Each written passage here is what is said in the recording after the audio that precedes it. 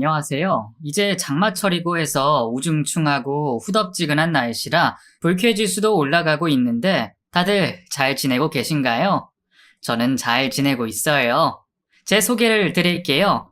저는 샌드위치와 도시락을 파는 가게를 운영하고 있는 40대 초반의 여자입니다. 가끔 손님이 없을 때 여기에 올라오는 사연들을 듣고는 해요. 듣다 보면 세상에는 참 별일이 다 있구나 싶어요. 그런데 제가 겪은 일도 만만치 않은 일이거든요. 사연을 들으면서도 언제 한번 제 사연을 보내보고 싶다는 막연한 생각을 하고 지냈습니다. 제 이야기를 쓰려고 해도 사실 어디서부터 시작해야 할지 막막하더라고요. 전 남편 덕에 잃어버린 5년의 세월을 다시 떠올리면 머리가 지끈거릴 정도로 아직도 트라우마로 남아있어요. 제 이야기 들어주실 준비 되셨나요? 그럼 저는 들어주시는 분들에게 하소연하는 기분으로 용기 내서 제 이야기를 시작해 보겠습니다. 저는 사실 어릴 때부터 부모님의 사랑을 받지 못하고 자란 케이스입니다. 저희 부모님은 맞벌이 부부셨고 항상 돈 문제로 다투셨어요. 그럴 때마다 저는 혼자서 불안에 떨어야 했습니다. 부모님이 물건을 집어던지고 싸울 때면 저는 방 안에 틀어박혀서 제발 빨리 끝나기만을 바랬어요. 어머니도 아버지도 어린 제 마음을 살펴주지 않았습니다. 그리고 결국 제 나이 17살이 되었을 때 두 분은 이혼을 하게 되었어요. 이혼을 하면서 누구를 따라가고 싶냐고 묻더라고요. 누구를 따라가도 아무 상관이 없을 정도로 저는 두 분에게 믿음이 없었습니다. 얼른 결정해. 엄마 따라갈 거야? 아빠 따라갈 거야? 잘 모르겠어. 하여간 지 아빠 닮아서 우유부단하기는. 누굴 따라가든 네 마음이니까 일주일 내로 정해. 어머니가 그렇게 말씀하시는데 숨이 콱콱 막히는 기분이었습니다. 저는 어딜 가도 환영받지 못하는 존재가 된 것 같았어요. 어머니는 아버지와 이혼을 하고 지방으로 내려간다고 하셨고 아버지는 경기도에서 살겠다고 말씀하셨습니다. 그래서 저는 그냥 아버지를 따라가기로 했어요. 아버지는 그런 제 결정에 시큰둥한 반응이었습니다. 그래도 여자애가 엄마 손을 타야 되는 거 아니냐? 그 말을 듣고 저는 참았던 눈물이 터져나왔습니다. 그러면 나더러 어쩌라고? 엄마도 아빠도 나 데려가기 싫으면 그냥 나 혼자 살게. 그러자 아버지가 당황하시더라고요. 그리고는 저와 함께 살기로 해주셨습니다. 그야말로 해주셨다는 표현이 맞는 표현이네요. 말이 이상하게 들릴지는 모르겠지만 그렇게 저는 고등학교 2학년 때부터 아버지의 집에 얹혀 살기 시작했습니다. 아버지는 새로운 여자친구를 만들어서 그 여자가 자주 저희 집에 드나들었어요. 그 아주머니는 저를 미워했습니다. 미정이라고 했지? 공부는 잘하니? 그냥 상위권이긴 한데. 그러냐? 그래봐야 뭔 소용이야. 네 아빠 나랑 재혼하면 너 대학 등록금은 못 내줄 거야. 왜요? 요거 당돌한 거 봐라. 왜냐니? 나랑 사는데 네 뒷바라지를 내가 굳이 해야 되니? 너도 대학 가면 성인이니까 너 혼자 알아서 살아야지. 그 말을 듣고 저는 꿀먹은 벙어리처럼 아무 말도 하지 못했습니다. 얼른 성인이 되어서 독립하고 싶은 마음뿐이었어요. 그렇게 저는 갈 수 있던 대학보다는 조금 떨어진 대학에 장학금을 받고 입학하게 되었습니다. 아버지는 그래도 저에게 독립자금으로 1,000만 원을 쥐어주셨어요. 저는 그게 좋게만 느껴지지 않았습니다. 먹고 떨어지라는 느낌이었거든요. 그 1,000만 원으로 월세방을 구하고 저는 그 후로는 아버지에게 연락을 하지 않고 지냈습니다. 아버지도 어머니도 저에게 연락을 해오지 않았어요. 제 곁에는 아무도 없었어요. 저는 정말 인생은 혼자 사는 거라는 걸 뼛속 깊이 느끼며 살아왔습니다. 대학에서는 식품영양학과에서 공부했고 대학을 다니면서 아르바이트를 하며 생활비를 벌고 돈을 모았어요. 부모로부터 버림받은 기억 때문에 저는 저에게 다가오는 사람들에게 곁을 내주기가 쉽지 않았습니다.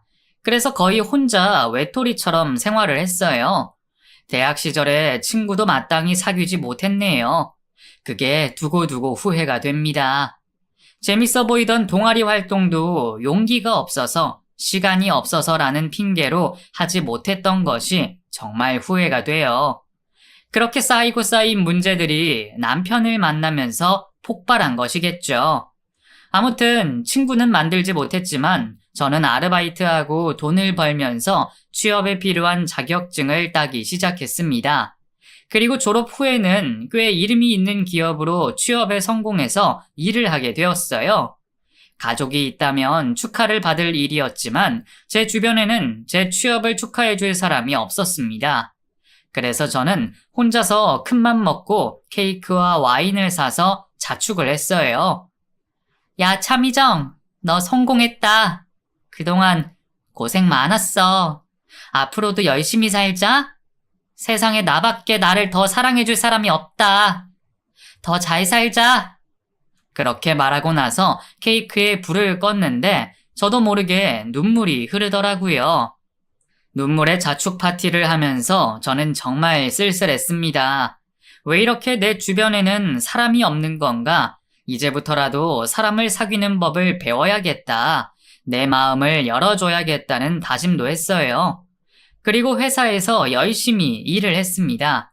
다행히 사회생활을 수월하게 하는 편이라서 사람들과 일을 하는 데에 어려움은 없었어요. 더 친밀한 관계로까지 발전을 못해서 그랬지만요.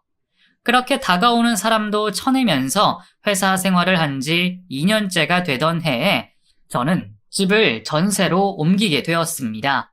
그런데 어느 날 택배가 도착을 했어요. 그게 악연의 시작이었죠. 전에 살던 사람의 택배인 모양이더라고요. 곶감이었는데 이걸 어떻게 해야 하나 고민을 하고 회사에 다니느라 신경을 쓰지 못하고 있었습니다. 그리고 주말이 되어서 집에서 늘어져서 쉬고 있는데 현관벨이 울렸어요. 누구세요? 저 여기 전에 살던 사람인데요. 혹시 택배 오지 않았나요? 그제서야 저는 곶감이 잘못 배달되어 왔던 기억이 나서 후다닥 문을 열어주었습니다. 아, 그거 제가 잘 보관해 뒀어요. 잠시만요. 그리고 저는 냉장고에 넣어뒀던 곶감을 꺼내서 그 사람에게 건네주었습니다. 아, 감사해요. 아, 이거 저희 부모님께서 시골에서 보내주신 건데 주소가 바뀐 걸 모르셨던 모양이더라고요. 잠시 들어가도 될까요? 네? 왜요? 아니요. 저 이상한 사람 아닙니다. 이거 곶감 좀 나눠드리려고요. 아니, 안 그러셔도 되는데. 곶감 싫어하세요? 이거 진짜 맛있어요. 그렇게 선한 미소를 지으며 부드러운 목소리로 말을 하는 그 사람에게 저도 걸어뒀던 마음의 빗장이 열리는 기분이 들었습니다. 그리고 그 사람은 저에게 곶감을 반 나눠서 주었어요. 이렇게 많이 안 주셔도 되는데. 아, 왜요? 이거 진짜 맛있어요. 혼자서 먹기 많았는데 잘 됐네요.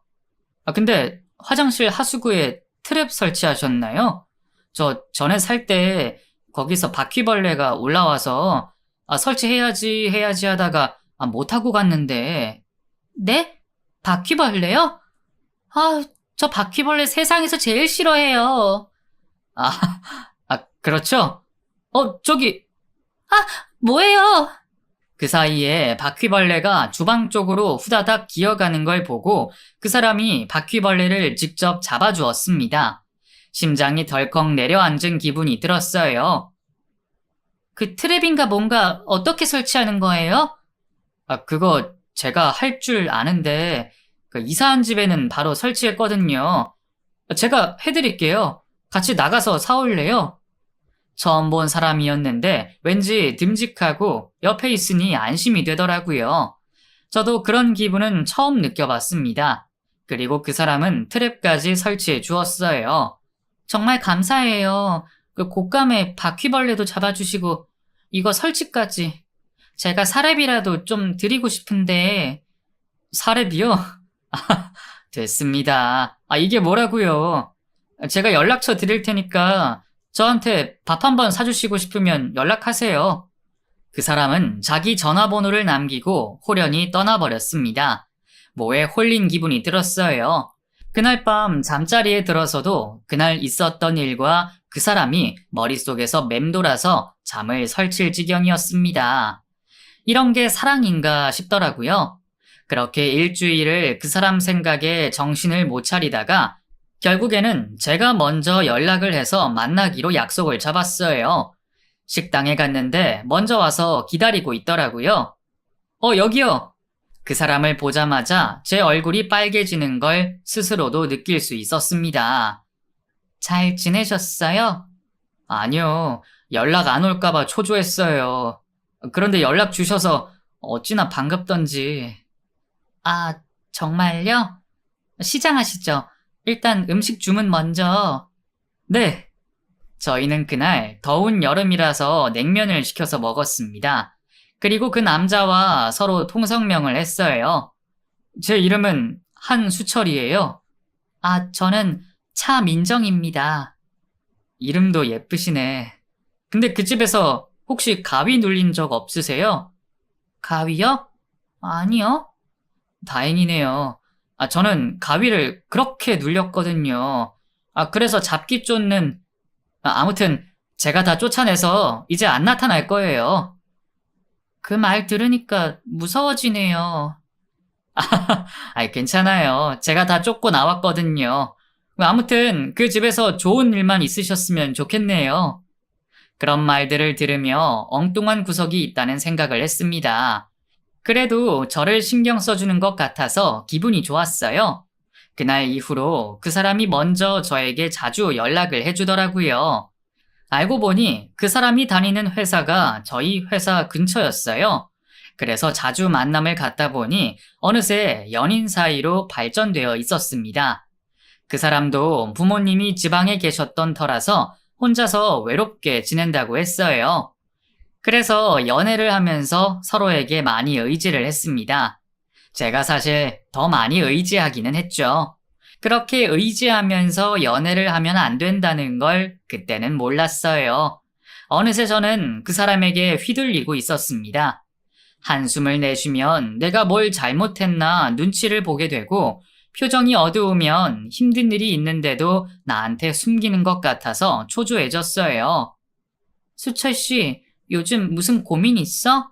왜 이렇게 표정이 어두워? 아니야, 넌 몰라도 돼. 내가 알아서 해결할 거야. 그래도 같이 이야기 나누면서 내가 도울 수 있는 일이면. 아니, 됐다니까. 넌 해결 못해. 이번 주에 나 부모님 댁 내려갈 거야. 다음 주까지 있다가 올 거라서 연락 안 돼도 그런 줄 알아. 집에 무슨 일 있어? 넌 왜 이렇게 하나하나 다 간섭하고 싶어 하냐? 남자는 남자만의 시간이 필요해. 알았어. 그게 요즘 흔히 말하는 가스라이팅이라는 걸 저는 모르고 있었네요. 그리고 사귄 지 1년이 지나서 그 사람이 저에게 청혼을 했습니다. 미정아, 이제 우리 살림 합치자. 그게 무슨 말이야? 결혼하자고? 응. 너 혼자 사는 집이 평수가 넓으니까 내가 들어가서 살면 되지. 일단 혼인신고 먼저 하자. 나는 그렇다 치고 오빠 부모님한테는 인사를 가야 하지 않겠어? 주말에 갈까? 우리 부모님은 괜찮아. 식도 나중에 올리자. 우리 형편 아직 좋지 않잖아. 형편 좀 피면 그때 식 올리자. 그래도 되지? 그래도... 왜? 나랑 결혼하기 싫어? 너 저번에 내가 물어봤던 너 생년월일, 태어난 시간 다 맞지? 응. 근데 그건 왜 물었던 거야? 궁합 좀 보려고 물었지. 아무튼 나 이미 내가 사는 집 계약 끝나서 다음 주부터 짐 옮기고 너희 집에서 살 거야. 혼인신고는 내일 가서 하자. 알았지? 내 말대로 해서 너 안 좋은 일 있던 적 있어? 다 내 덕분에 잘 된 거잖아. 아니야? 맞지. 오빠 덕분에 내가 마음도 많이 편해지고 의지할 것도 생기고. 그래. 그러니까 내 말대로 해. 그렇게 저는 귀신에 홀린 듯이 그 사람과 혼인신고를 하고 함께 살게 되었습니다. 함께 살면서부터는 더욱더 저를 올가매기 시작했어요. 미정아, 너 퇴근이 왜 이렇게 늦어? 요즘 회사에 일이 바빠서. 왜? 기다렸어? 아니, 남편 밥은 제대로 해줘야 될 거 아니야. 아, 이런 식이면 곤란해. 아직도 밥 안 먹었어? 지금 9시가 넘었는데. 좀만 기다려. 내가 지금 당장 차려줄게. 아, 됐어. 너 그러지 말고 회사 그만둬라. 회사를 그만두라니. 우리 같이 벌어서 돈 모아서 집 사고 결혼식도 올려야지. 아, 내가 열심히 벌면 돼. 넌 그냥 집에서 얌전히 있어. 네가 밖으로 나돌면 더 애군이 낀다고. 내 말뜻 뭔지 알지? 전혀 모르겠더라고요. 제가 나가서 일을 하는데 무슨 애군이 낀다는 건지. 저는 처음에는 남편 말을 무시하고 계속 회사에 나가서 일을 했습니다. 집에서 전업주부로 살기에는 제가 불안해서 그럴 수가 없었어요. 그런데 어느 날 출장을 갔던 남편이 팔에 붕대를 감고 나타났더라고요. 어머 여보, 팔이 왜 그래? 이게 다 너 때문이야. 뭐? 나 때문이라고? 네가 자꾸 밖으로 나도니까 나한테 이렇게 갑자기 말도 안 되는 불행이 닥치는 거라고. 나 그냥 길 걷고 있는데 공사장에서 뭐가 떨어지더니 내 팔을. 뭐라고? 어떻게 많이 다쳤어? 다행히 금방 갔는데 머리에 맞았으면 어쩔 뻔했냐? 너 당장 회사 그만두고 집에서 살림만 해. 나 죽는 꼴 보기 싫으면. 모든 나쁜 일에는 다 제 탓을 하는 통에 저는 정말 그 사람의 말대로 제가 잘못하고 있다는 세뇌를 당하게 되었어요. 그래서 결국에는 혼인신고를 하고 같이 산 지 6개월 만에 회사를 그만두고 집에 머물게 되었습니다. 그리고 정말 몇 년 동안 살림만 하면서 살았어요. 답답했지만 남편을 위한 길이라고 생각했습니다. 저희는 부부 관계도 하지 않았어요. 남편이 지정한 날에만 부부 관계를 할 수가 있었습니다. 정말 그 인간에게 저의 모든 걸 내맡기게 되었네요. 지금 생각해보면 한심하기 짝이 없고 말하기도 창피하네요.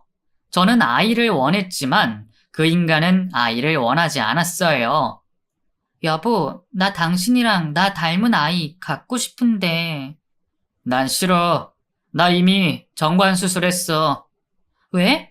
우리 이세는 봐야 할 거 아니야. 우리 형편에 애 낳는 건 아이한테도 안 좋아. 야, 남들은 와이프한테 피임약 먹으라고 하는데 나 같은 남편이 어딨냐? 너 운 좋은 줄 알아야 돼. 그러면 내가 다시 일하면 되잖아. 나 내 능력 썩히는 것도 아깝고 내가 벌면 우리 살림도 더 나아질 텐데. 어허, 또 반항하네? 조용히 못해? 여자 목소리가 담장을 넘으면 집안이 풍비박산이 나는 거야. 나 또 너 때문에 사고당해서 알아 눕게 하고 싶은 거야? 아니야, 그건 아니지. 그럼 조용히 내가 하자는 대로 해. 내 말만 들으면 자다가도 떡이 나온다니까. 남들은 전업주부 못해서 난린데 넌 왜 그러냐 도대체? 하여간 나 내일 출장 가. 출장을 또 가? 또! 아니야, 알았어. 내가 짐 싸놓을게. 남편은 결혼 후에 한 달에 한 번씩은 그렇게 출장 핑계를 대고 어디를 가는지 밖으로 나돌았어요. 저는 대인관계랄 게 없었기 때문에 만날 사람도 없었고 집에서 할 수 있는 일이 없었습니다. 그저 시간을 축내며 무료한 나날을 보냈어요.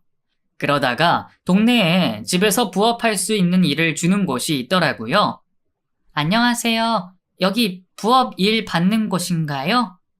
아, 그래요. 일하게? 아니, 처음이니까 쉬운 거부터 해요. 이거 상자 접는 거 쉬우니까 이거부터 해요. 무작정 그곳에 들어가서 저는 쇼핑백을 1000장 넘게 가져와서 집에서 접었어요.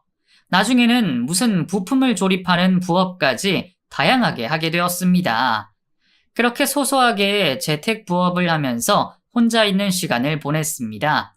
그래도 부업을 하면서 단순 노동을 하니까 머릿속에 잡생각이 사라져서 좋더라고요. 그리고 돈도 벌 수 있었고요. 남편은 저에게 일주일에 한 번씩 정해진 음식 재료값만을 줬습니다. 제가 만날 사람이 있다고 해도 그 돈을 받고서는 사람들을 만나거나 커피 한 잔을 사 마시지도 못했어요. 결혼 전에는 혼자서 자립해서 열심히 살겠다고 독하게 살았는데 어느새 저는 조종당하는 인형 마냥 집에 처박혀서 바보가 되어가는 기분이었습니다. 그 부업마저 남편이 집에 오기 전에 후딱 해치워야 했습니다. 그리고 제가 부업으로 번 얼마 안 되는 돈으로 큰맘 먹고 저는 그 좋아하던 커피와 샌드위치를 사 먹은 날이 있었어요. 그걸 먹으면서 내가 지금 왜 이러고 사나 갑자기 정신이 바짝 들더라고요. 정신은 들었지만 저는 무기력했고 남편의 소나귀에서 벗어날 방법이 없었습니다. 그 이후로 저는 만성 두통에 시달렸어요. 아마 스트레스로 인한 것이었겠죠. 두통으로 저녁도 차리지 못하고 누워있으면 남편이 집에 돌아와서 잔소리를 해댔습니다. 넌 또 누워있어? 대체 네가 할 줄 아는 게 뭐냐? 밥은? 당신 오랜만이네. 출장은 잘 다녀왔어? 이거 봐. 남편이 왔는데 벌떡 일어날 일이지. 누워서 뭐하냐? 나 머리가 깨질 듯이 아파. 아무것도 못하겠어. 미안해. 당신이 좀 차려서 먹어. 국만 데펴서 먹으면 돼. 머리가 왜 아파? 집에서 팽팽 놀면서 왜 머리가 아파? 너 혹시? 뭐? 너 이유 없이 아픈 데는 뭔가 문제가 있는 거야. 내가 아는 무당이 있는데 거기 한번 갈래? 아니다. 무당? 당신 점집 다녀? 아니야. 내가 괜한 소리 했네. 됐어. 저는 남편이 무당 이야기를 하기에 워낙에 미신을 좋아하는 사람이라서 그런가 보다 했어요. 그런데 그날 이후로 집에는 계속 안 좋은 일이 생겼습니다. 겨울이었는데 저희 집에서 수도가 터져서 아랫집에 물이 천장 밑으로 흘러내려서 저희 집에 아랫집에서 찾아오고 난리가 났었어요. 아니 새댁, 이 날씨에 빨래를 돌리면 어떡해? 우리 집에 물 넘치고 난리 났어. 얼른 어떻게 좀 해봐. 할머니, 저희 세탁기 안 돌렸어요. 거짓말 치지 마라. 근데 왜 동파가 돼서 우리 집까지 피해가 오냐고? 얼른 주인집한테 연락을 해서 고치든지. 저는 정말 극도의 스트레스를 받았습니다. 남편에게 말했더니 저더러 알아서 하라고 하더라고요. 결국 주인집에 연락을 해서 고치기는 했는데 그런 작은 일도 감당하기 힘들었어요. 그러다 보니 두통에 이어 머리에 탈모에 새치까지 생겼습니다. 제 원래 나이보다 20살은 더 들어 보일 정도로 제 상태는 정말 참담했어요. 게다가 남편은 회사에서 잘리고 술에 취한 채 집에 들어와서 행패를 부렸습니다. 야, 이게 무슨 날벼락이냐? 너 아무래도 너한테 악귀가 붙은 것 같아. 너 때문에 내가 회사에서 잘렸다고? 회사에서 잘려? 왜? 잘 다니던 회사에서 왜 잘려? 너 꼴을 봐라. 거울 좀 봐. 너 지금 분명히 무슨 문제가 있어도 단단히 있어. 우리가 이렇게 그지꼴이 되어가는 건 다 네 탓이라고. 내가 잘 살려고 갖다 바친 돈이 얼만데 왜 너랑 결혼해서 안 좋은 일만 생기냐고. 너랑 결혼해야 한다고 해서 한 건데. 남편은 그렇게 술에 취해서 주절주절 알아들을 수 없는 말을 해댔습니다. 그게 무슨 말이야? 누가 나랑 결혼을 하래?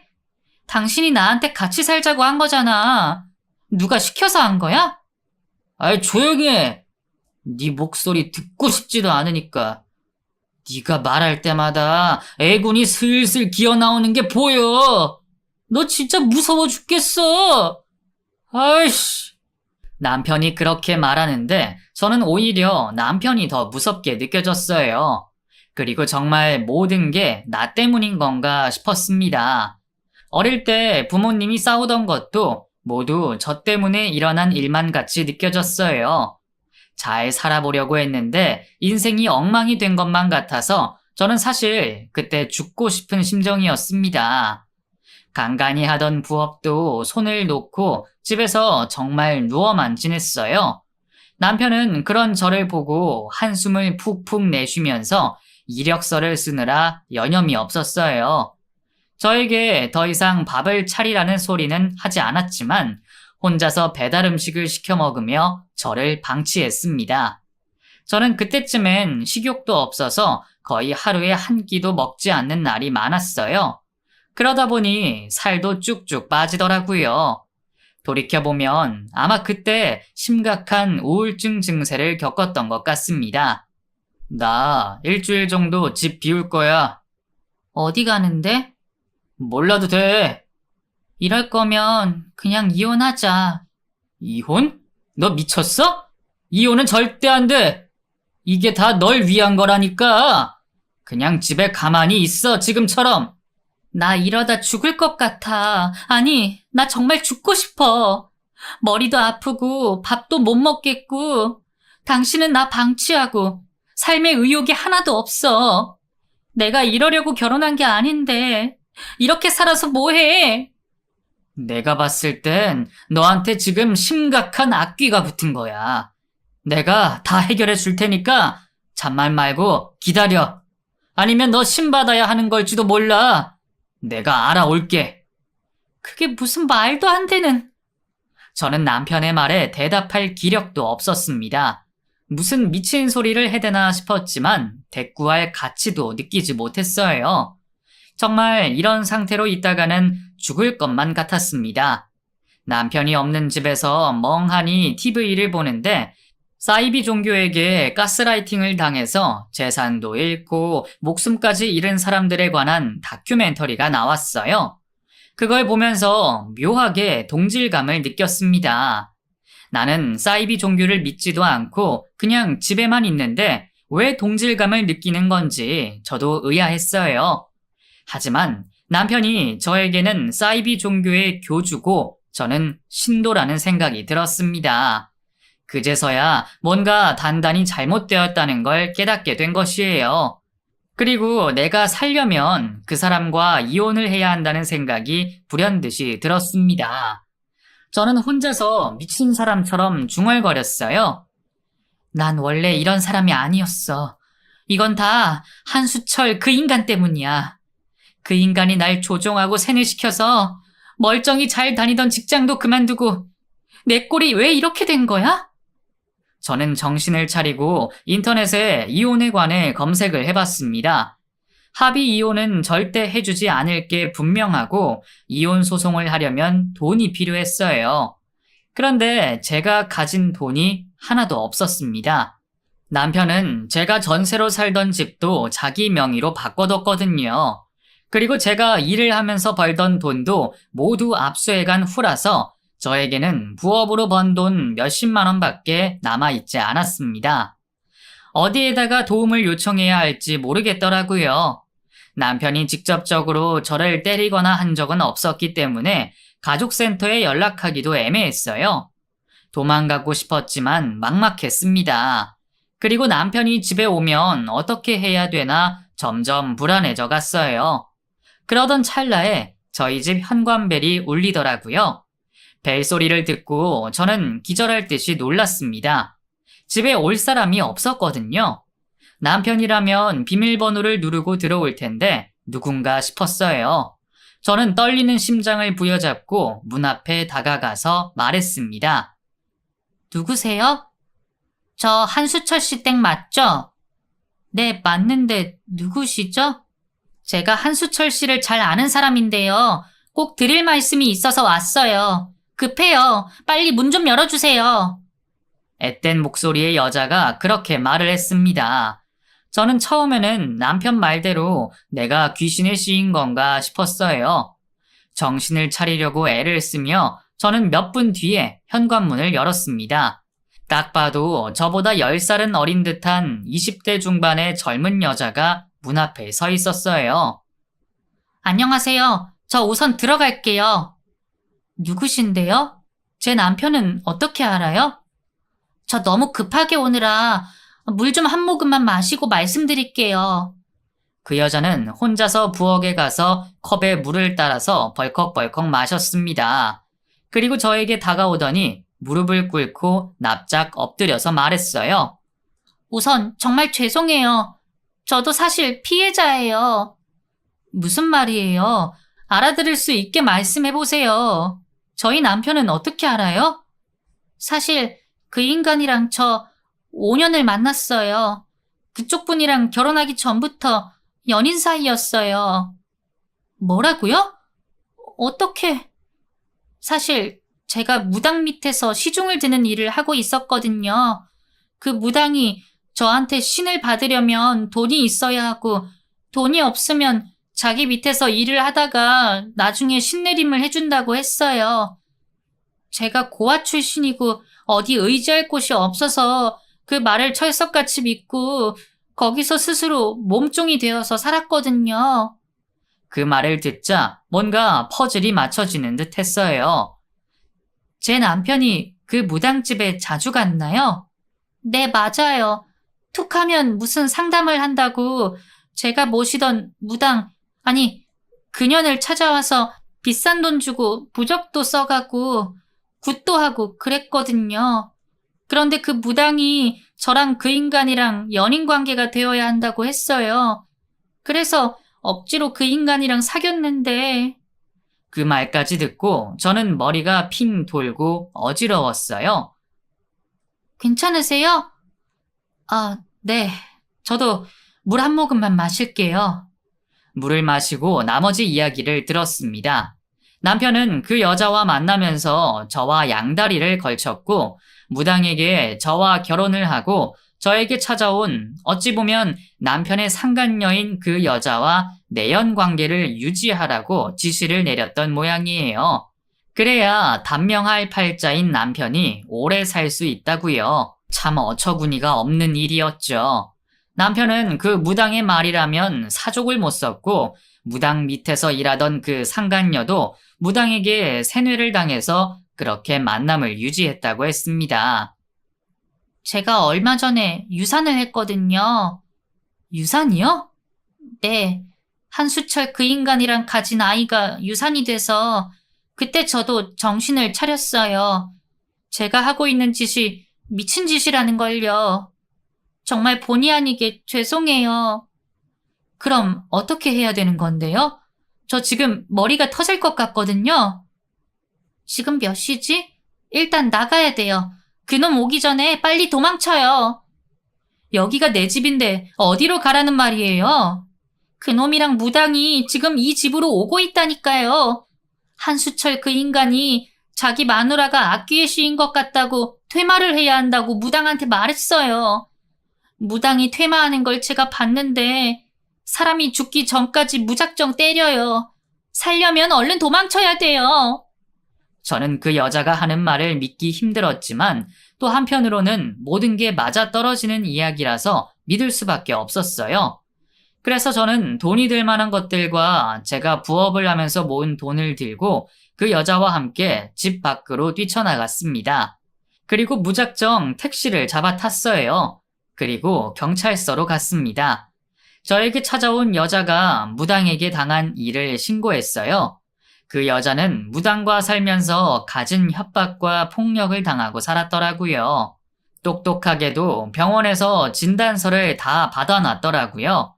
그리고 남편과 저 모르게 5년이나 내연 관계로 지낸 상간녀는 저에게 이혼 소송을 할 수 있는 돈을 쥐어주었습니다. 일단 이 돈 쓰세요. 소송하려면 돈 필요하잖아요. 듣기로는 부모님이랑 연도 끊겼다고 하던데. 됐어요. 제가 이 돈을 어떻게 받아요? 아니에요. 저도 피해자기는 하지만 아무튼 제가 그쪽 분 남편의 내연녀였던 건 사실이잖아요. 제가 증인 서드릴게요. 저 유산한 진단서도 있고 증거도 많아요. 그 말을 듣고 이상하게 보이겠지만 남편의 상간녀이자 저의 생명의 은인인 그 여자를 부둥켜 안고 엉엉 울었습니다.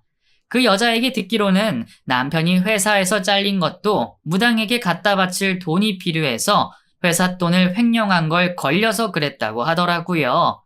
회사에서도 남편에게 고소를 진행 중이라고 했습니다.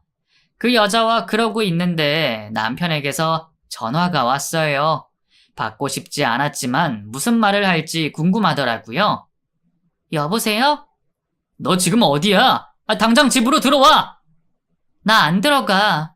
너 완전 미친놈이더라? 뭐? 이게 정신이 나갔나? 아니, 이제야 제정신이 됐어. 너 무당 때문에 내 인생 망쳐놨지?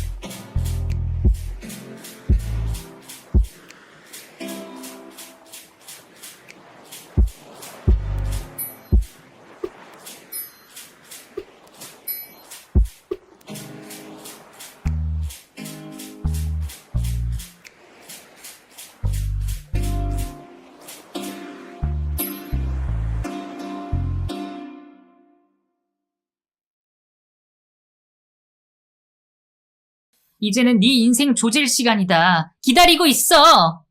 저는 그렇게 침착하게 말을 내뱉고 전화를 끊었습니다. 전화가 오는데 받지 않자 문자로 쌍욕을 보내더라고요. 괴로웠어요. 어디서부터 어떻게 꼬여서 그런 인생을 산 것인가 정말 암담했습니다. 하지만 저는 기운을 차려서 다시 제 삶을 되찾고 싶은 의지가 생겼어요. 그래서 그 여자가 준 돈으로 변호사를 선임해서 이혼 소송을 진행했습니다. 머물 곳이 없어서 쉼터에서 머물면서 소송을 진행했어요. 저에게는 확실한 증거와 증인이 있었고 결국 저는 소송에서 이기고 위자료와 제 집 전세금도 받을 수 있었습니다. 전 남편은 그제서야 제 앞에서 무릎을 꿇고 빌더라고요. 미정아, 진짜 미안해. 내가 죽일 놈이야. 나도 그 무당한테 당한 거라고. 그 무당이 내가 살려면 그렇게 해야 한다고 해서 나 이제 정신 차렸어. 나 좀 살려줘라. 나 회사 횡령한 돈 그거 얼마 안 돼. 벌금만 물면 징역은 면할 수 있다고. 너 전세금 받은 거 나 주면 안 되냐? 내가 살면서 다 갚을게. 야, 이 미친놈아. 내가 한 번 속지 또 속을 줄 알아? 너 때문에 내 인생 이렇게 다 망쳐놨는데 그 보상을 어떻게 받을 거야? 이 개자식아, 죽어. 그냥 죽으라고.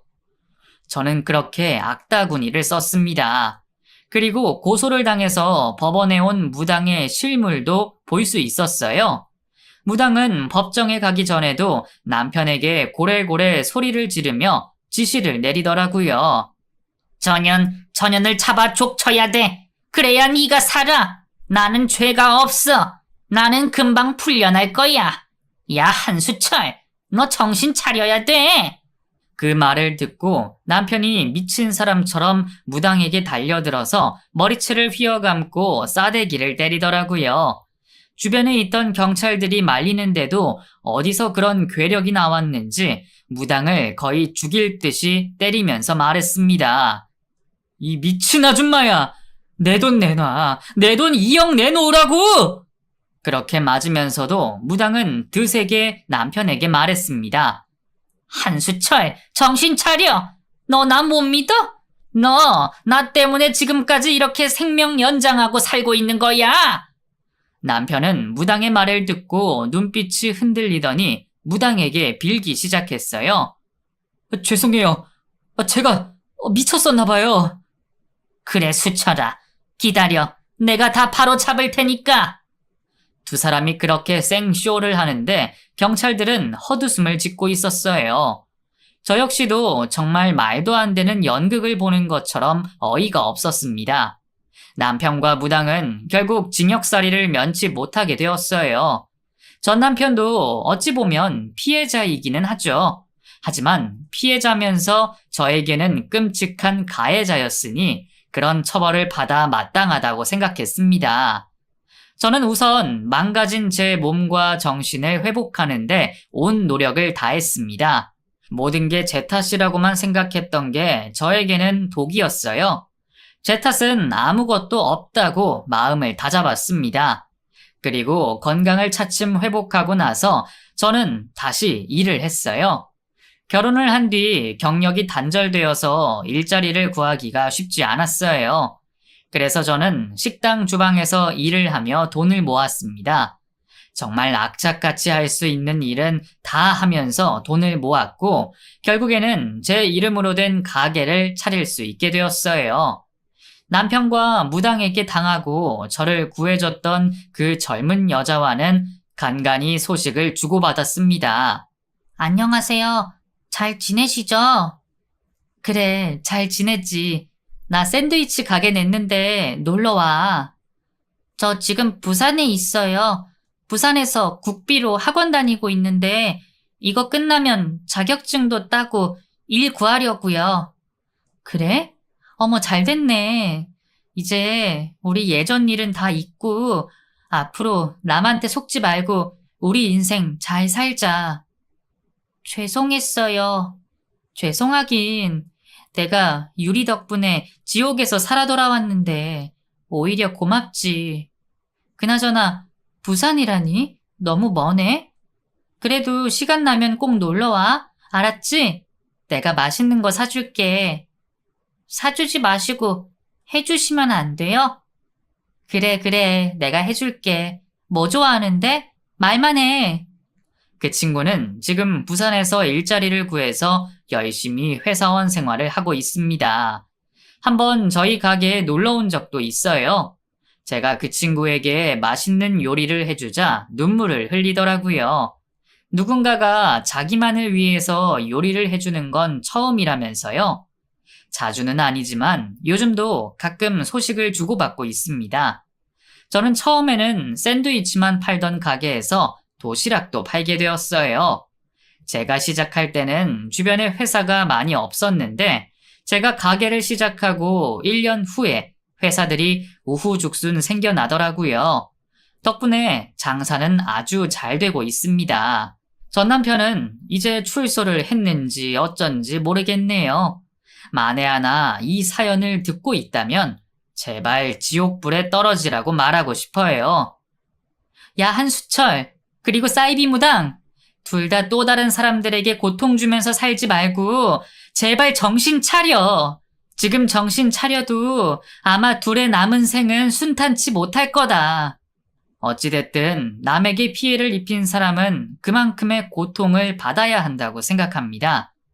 법적으로 처벌을 받기는 했지만 그걸로 제 분통이 풀리지는 않네요. 전 남편도 무당도 남은 평생 괴로움 속에서 허덕이며 살다가 가기를 바랍니다. 부모에게도 버림을 받고 믿었던 남편에게도 뒤통수를 맞은 저는 한동안 정말 내가 이 세상에 잘못 태어난 건가 싶은 생각으로 고통을 받았어요. 하지만 세상에 잘못 태어난 사람은 없다는 확신을 갖게 되었습니다. 지금은 혼자서 자립해서 제가 좋아하는 일 하면서 잘 살고 있으니 천만다행이죠.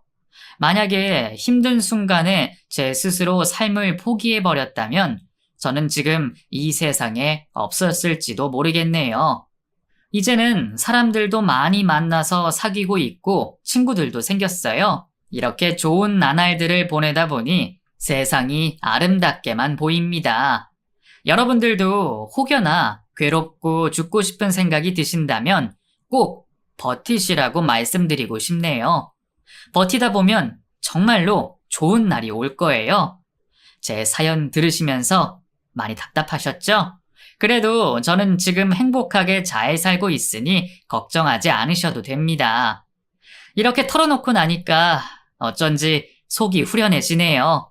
새로 사귄 친구나 동료들에게는 이런 이야기를 할 수가 없었거든요.